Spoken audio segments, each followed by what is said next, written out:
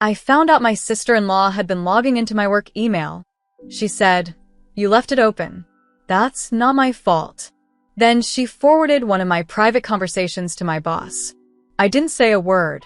I just contacted her HR department. I work in healthcare admin, not something flashy or exciting, but it's stable. I handle compliance reports, documentation, internal audits, and staff training procedures. I take it seriously because one small mistake can snowball into lawsuits or worse. I don't take shortcuts. I follow rules. I respect boundaries. Which is why this still haunts me. My sister-in-law Mandy is the opposite of everything I stand for. She's the kind of person who uses "I'm just being honest" as an excuse to be cruel. She picks at people's weak spots, then shrugs it off like she was just trying to help. I never liked her, but she's my wife's sister, and for years I kept the peace. Dinners, holidays, birthdays, I tolerated her.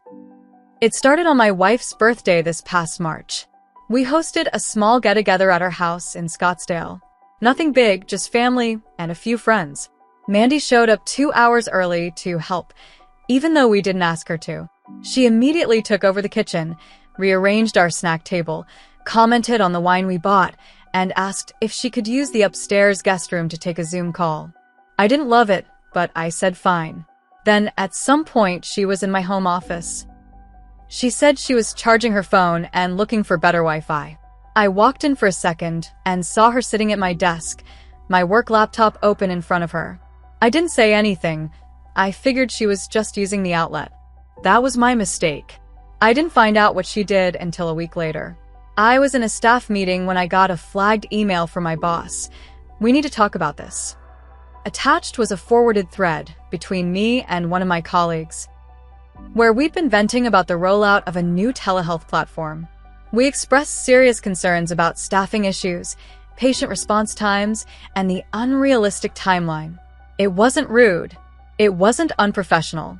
But if someone wanted to twist it, they could make it seem like we were criticizing leadership behind their backs. Someone had twisted it. The message had been forwarded to my boss from my account, but I didn't send it. At first I thought maybe I was hacked. Then I checked the timestamp and IP logs. The email had been forwarded from my home IP at 10:13 a.m. the Monday after the party. I was already at work. I checked our Nest camera footage. We had movement alerts upstairs that morning. I went back through the footage and found it. Mandy walking into my office while she was supposed to be getting ready to leave.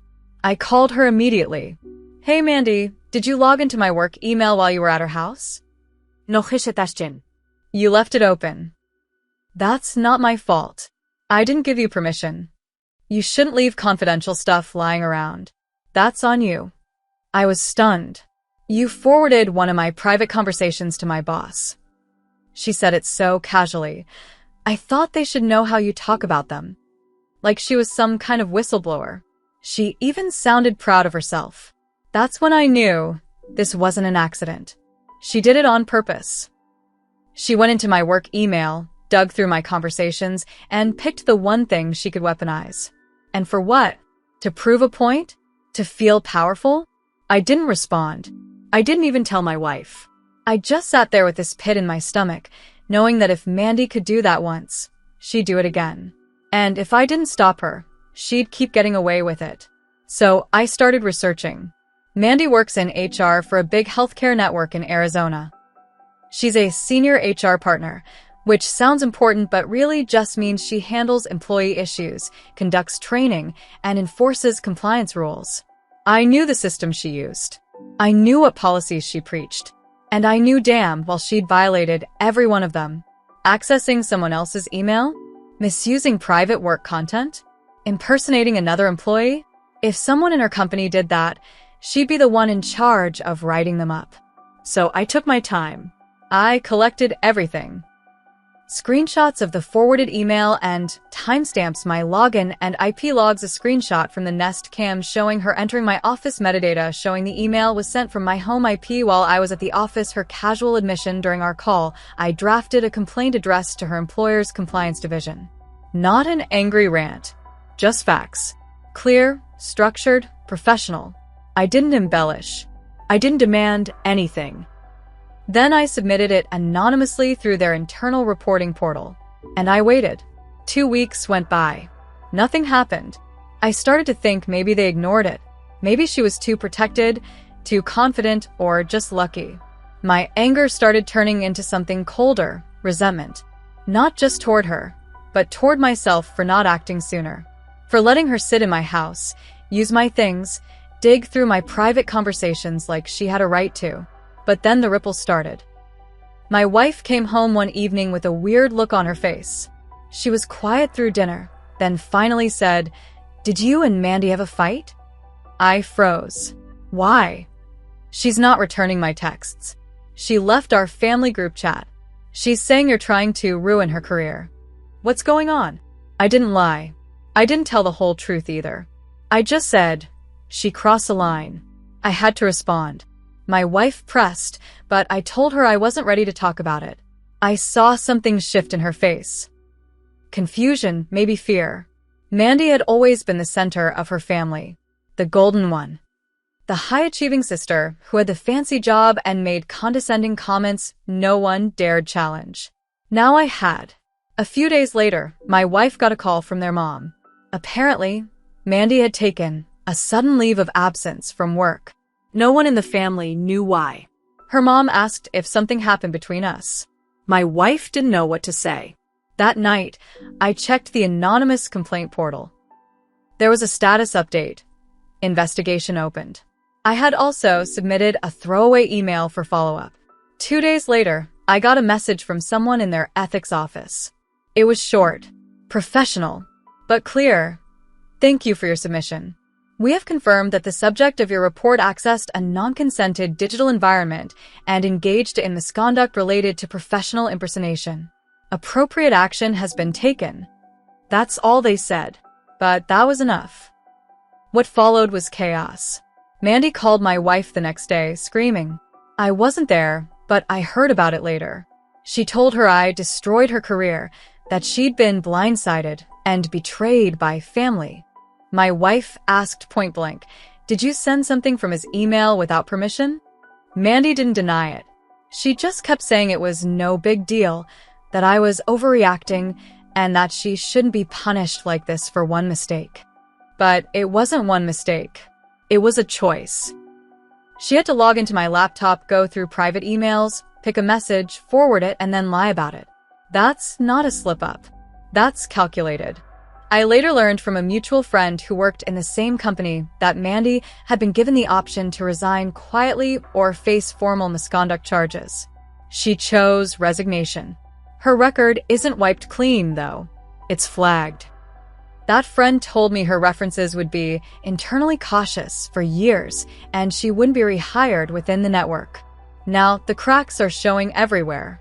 Mandy stopped speaking to my wife. Her parents are cold to me. My wife is caught in the middle, trying to be loyal to both sides, but she's changed too. There's tension in our house. She's grieving the loss of her image of her sister, while I'm trying to keep our marriage from becoming the next casualty. I haven't apologized. Not because I don't feel bad, but because I don't regret what I did. I didn't twist anything. I didn't invent lies. I just held up a mirror. Mandy did this to herself. But now? The storm hasn't passed. It's still brewing, only now it's personal. Because Mandy's not done. And neither am I. A month went by with silence. Mandy disappeared off social media. Her LinkedIn went blank. My wife stopped mentioning her altogether, and when I asked if she'd heard anything, she just said, "No, and I don't want to." I thought it was over. I thought Mandy had crawled back into her hole to lick her wounds. I was wrong. It started with my annual performance review. My boss, who had always been fair with me, opened the meeting with a forced smile and this line, "Just want to clear the air on everything from earlier this year." I blinked. "You mean the forwarded email?" He nodded.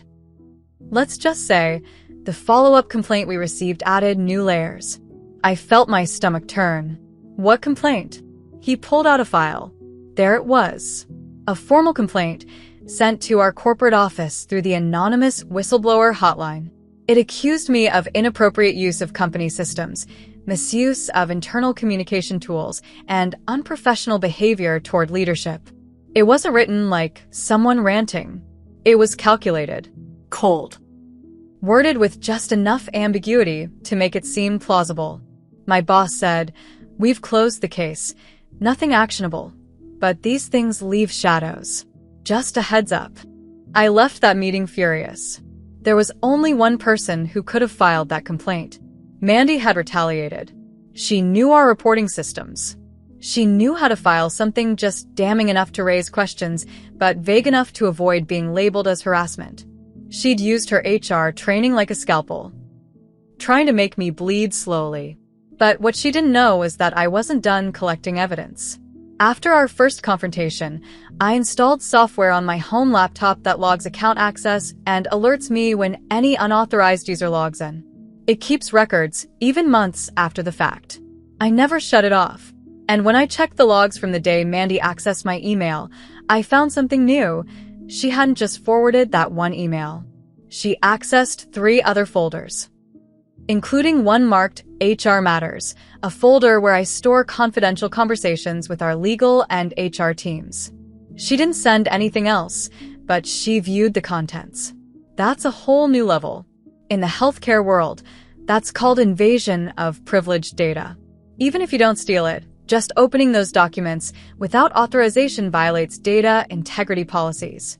And if you've been trained on those policies, as Mandy has, that's malicious intent. So I dug deeper. I opened a second complaint. This time, I didn't go through the anonymous portal. I hired an attorney who specializes in workplace cyber ethics. We drafted a formal letter and submitted it to the professional licensing board Mandy is certified under. Yes, HR professionals in her role are certified, and those certifications can be revoked for ethical misconduct. That complaint included device logs showing unauthorized access metadata timestamps from the private folders. She opened screenshots of her earlier admission. The new retaliatory complaint she filed against me, the board acknowledged receipt. We will open a formal ethics review. The respondent will be notified within 30 days. That's when Mandy finally broke the silence. She didn't call me. She showed up at my office. She waited in the parking lot. I walked out around 6 p.m., and there she was, leaning against her car, like she had nothing to lose. "You think you're better than me?" she said. No greeting. No explanation. Just venom. "I think I didn't go digging into your personal files and sabotage your job," I replied. She laughed, bitter. "You think I'm going to lose everything? I'm smarter than you.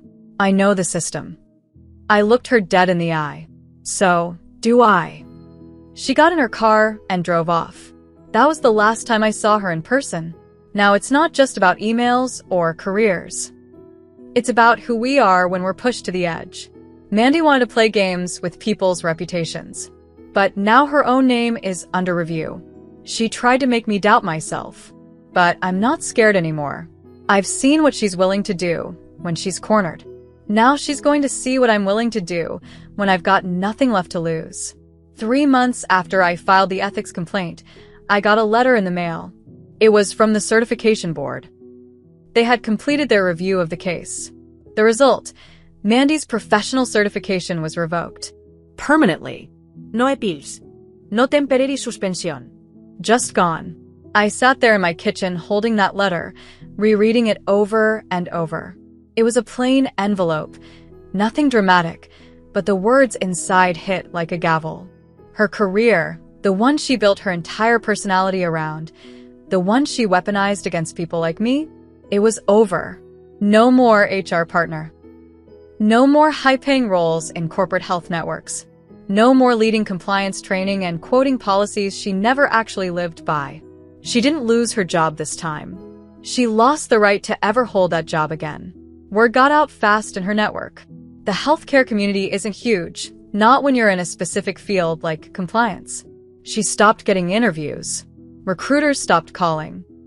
I heard from a former colleague of hers that one major hospital chain had blacklisted her from their applicant system entirely.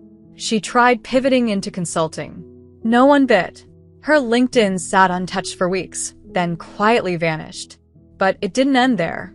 A few weeks after that, I finally sat down with my wife and told her the full truth. Every detail. The forwarded email, the retaliatory complaint, the data logs, the certification board. She didn't interrupt me once.